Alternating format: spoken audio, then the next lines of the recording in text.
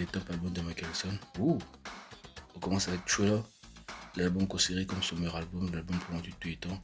Oui, c'est un de ses meilleurs albums, c'est son classique, c'est ce qui a fait son statut social. J'adore l'album Thriller. Il y a une chanson qui s'adresse à tous les publics pour l'époque en tout cas. Le featuring avec Paul McCartney qui était très osé comme premier single. Billie Jean, Les Incontournables, Billet, Thriller, il y a quelques vidéos qui va avec chansons d'horreur, chansons de rock. D'ailleurs, un black comme Michael Jackson avec ses cheveux peroxydés, enfin ses cheveux bouclés, qui fait du rock avec des guitares électriques, avec un solo de guitare, c'est trop cool. Avec sa jaquette, il a montré que tu peux être black et faire du hard rock mélangé avec du funk et ça passe encore mieux. Avec Wanna Be Starting Something, Human Nature, qui est l'une de mes chansons préférées, je la classe en deuxième. Là, je mets dernier du classement, mec. C'est une chanson qui a été enregistrée en mode démo et le résultat, il y a même un chanteur qui n'était pas la voix de Michael Jackson. Escape, je le mets par 8 en défaut. C'est pas mal pour un album posthume de Michael Jackson. C'est d'ailleurs, je crois que c'est le dernier projet qui est sorti de vrai album de Michael Jackson, enfin post-mortem. Ils ont plus fait de projet malgré les années que les States pouvaient exploiter le truc de Michael. Ils ont encore sorti des bêtes remix. Blood on the Dance Floor. C'est génial comme album. J'adore. C'est les 5 chansons, enfin ça, c'est plus un album remix, mais moi je considère ça comme un EP. Les remix, je veux pas trop les compter, c'est des redites. À part, j'adore un Shout-Out à la History version remix avec le club vidéo qui déchire. Je trouve même que c'est mieux que, il y a plus d'énergie que l'original. C'est très cool, c'est Michael Jackson, dans la question remix, musique européenne, c'était pas trop son truc, mais ça allait bien avec les musiques de Michael Jackson. On sait les remixer en mode européen, même si Michael Jackson, c'était pas son truc. Mais si je me base sur les 5 chansons inédites, Is It Scary, c'est la meilleure chanson. Sa chanson jumelle, là, où les paroles comme de la même façon, les mêmes couplets, Ghost, c'est génial. Et dommage que ça n'a pas figuré sur History comme Too Bad, qu'ils avaient réutilisé dans le court-métrage. Morphine, c'est une chanson. Là, il raconte carrément ce qu'il est en train de faire. Il raconte ouvertement qu'il est accro aux médicaments. C'est vraiment une thérapie. C'est une chanson qui est trop sous-estimée que les médias ne connaissent pas. Là, il dit ouvertement qu'il a besoin de Demerol. C'est choquant. La partie là, il dit Demerol, Demerol, il prend de la Demerol. C'est incroyable.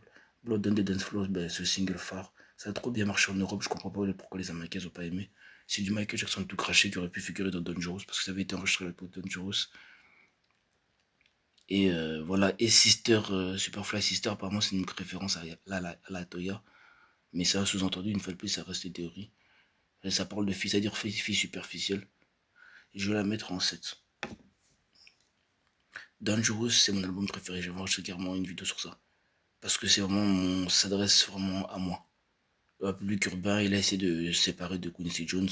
Même s'il lui a fait écouter l'album avant que ça sorte. Pour qu'il donne un avis, c'est l'album de la maturité en fait. Là, Michael Jackson a arrêté d'être un garçon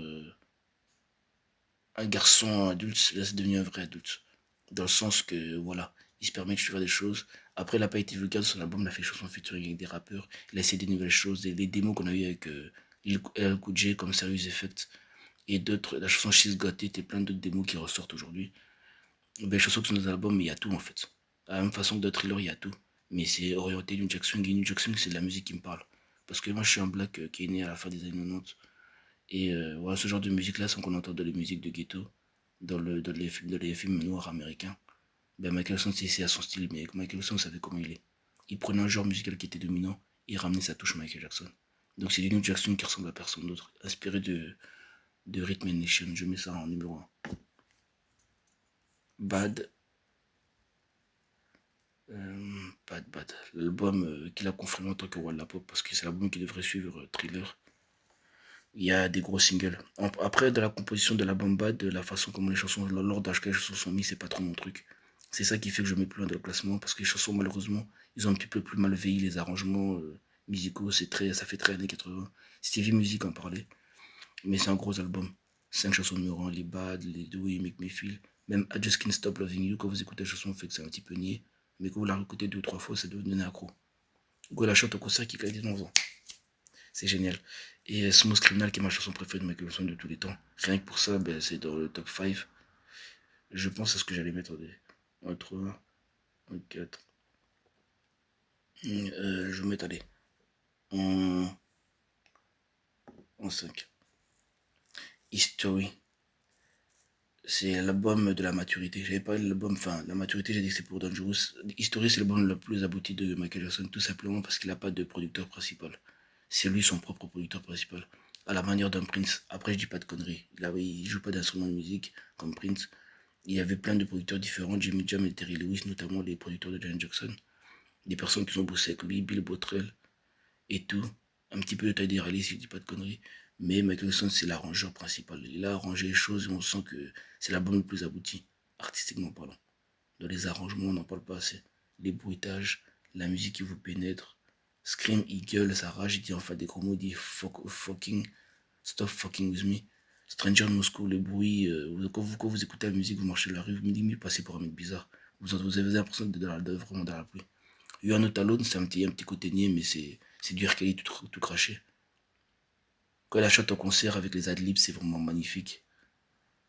Et là, il y a tout. Don't Care About Us, c'est ma chanson préférée. C'est la chanson qu'elle avait interprétée avant de mourir. C'est pas la dernière chanson, mais c'est l'extrait qu'on avait montré à la télé, ça m'avait marqué. C'est une chanson qui vous donne envie de vous révolter quand la justice vous donne envie de jeter des objets par terre. Moi, quand j'écoute cette chanson, je deviens fou. Too Bad, c'est au moins un rap de Shaquille O'Neal, c'est un truc truc de dingue. On dirait que Shaquille O'Neal, c'est un super rappeur quand vous écoutez ça, mais bon, après, Shaquille O'Neal est basketteur, mais la chanson est trop bien. Qui après, dans le court-métrage, comme j'ai dit, de Ghost, et toutes les chansons. La seule chanson que j'aime pas, c'est Little Suzy. Et j'aurais préféré qu'History, je sens que si History, ça avait pas été un double album, mais juste un album normal, juste ça aurait peut-être fait plus de ventes. Je sens. Après, c'est seulement qu'un avis, mais voilà. J'aurais préféré qu'History soit un double album avec un premier disque qui soit que des nouvelles chansons, en fait, comme n'importe quel artiste. Mais lui, ça a été controversé parce que son premier album, c'était. Après, c'était bien joué de sa part. Disque 1, c'est gros hit, ça a été quand même bien vendu, c'est le double album le plus vendu de tous les temps. Et deuxième disque, partie 2, plein de nouvelles chansons. Mais 104. Off the Wall, ben, ça vient 3, c'est Michael Jackson version disco funk. Ses débuts en l'âge adulte, son premier album à lui tout seul, pour enfant qu'on le voit tout seul. Avec, je veux dire, version adulte, direction artistique assumée à 21 ans, parce que 21 ans c'est l'âge légal en adulte aux États-Unis, dans certains pays, enfin, à l'époque. Et Off the Wall, cet album-là, il fait tout seul. Il n'y a pas de Jackson 5, c'est Michael Jackson. Je compte pas les 4 albums en solo, Ben, Got to Be There, Forever, Michael et l'autre, Music Enemy, parce que c'était Michael Jackson sur la direction artistique, il faisait rien du tout. On l'écrivait pour lui, on disait comment il devait chanter. Lui, tu fais ça, on écrit une chanson, lui venait chanter. Donc c'était pas sa patte. Là c'est lui. Là il a signé 3 des chansons, Don't Stop Till You Get Enough, euh, Get On The Floor, et il y a une chanson qu'il a écrite. J'ai oublié c'est laquelle. Il a signé 3 des chansons. Sinon Rock With You, Off The Wall, et Burn the Discord, c'est des signatures de Rod Temperton qui nous a quittés il me semble. Ma chanson préférée, c'est l'album, le titre éponyme, Off the Wall. J'adore la vibe disco. Il a montré que c'est très osé de sortir un album disco en 1979, alors qu'en 79, c'était l'époque de la mort du disco. On disait on voulait tuer le disco. Et c'est comme s'il y avait une musique qui était plus populaire, qu'on en avait marre, que saturation, que c'était fini, et que moi je sortais un album de ce genre justement. Et Michael Jackson nous a dit, il apporte sa patte Michael Jackson. Michael Jackson, tous les genres musicaux, c'est comme des couleurs. La couleur bleue, on va dire que c'est le disco, le rouge, c'est le rap, le vert, c'est le jack swing. Michael Jackson va faire un album du domaine musical qui marche le mieux, mais il va faire une couleur que vous avez jamais vue, une nuance de gris. Il va faire un bleu comme un bleu que vous avez jamais entendu auparavant. Et ça donne Off the Wall qui s'est vendu, qui a été l'album le plus vendu pour un black à l'époque, avant qu'il sorte Thriller. Et Off the Wall, c'est le résultat, ça va être ce qui va faire que va voter Thriller en fait. Quand la presse va, les critiques musicaux vont dire que oui, c'est bien, mais voilà, c'est bien pour un noir, il va pas recevoir les Grammy qu'il voulait, vous connaissez la suite. Don't You Get Enough, c'est une pépite. Et Invincible, pour finir ce classement, pour finir cette vidéo, Invincible, je l'aime bien, je vais mettre en 6 parce que voilà, il y avait des bonnes chansons, mais c'est un album qui a compris. You Rock My World, ma chanson préférée c'est Don't Walk Away. Et c'est pas aussi moins investi dans cet album que pour les autres. Après, le son qu'il a fait, c'est un son qui était très futuriste. Justin Timberlake qui s'est inspiré, mais les gens ne le savent pas. Et quand on voit Future Sex Love Sound, ça vient de ça. Et Michael Jackson disait que le public n'allait pas comprendre. Parce que c'est un album qui était trop en avance sur son temps. Vous l'écoutez aujourd'hui, vous avez l'impression que c'est moderne. Michael Jackson a fait ses premiers pas dans la dubstep. Il y a des chansons qui sonnent comme de la dubstep au début, comme Heartbreaker, ou bien la chanson Invincible. Il y a des pépites, comme Threatened, la chanson d'horreur qui fait suite à Thriller et tout ça, le même genre.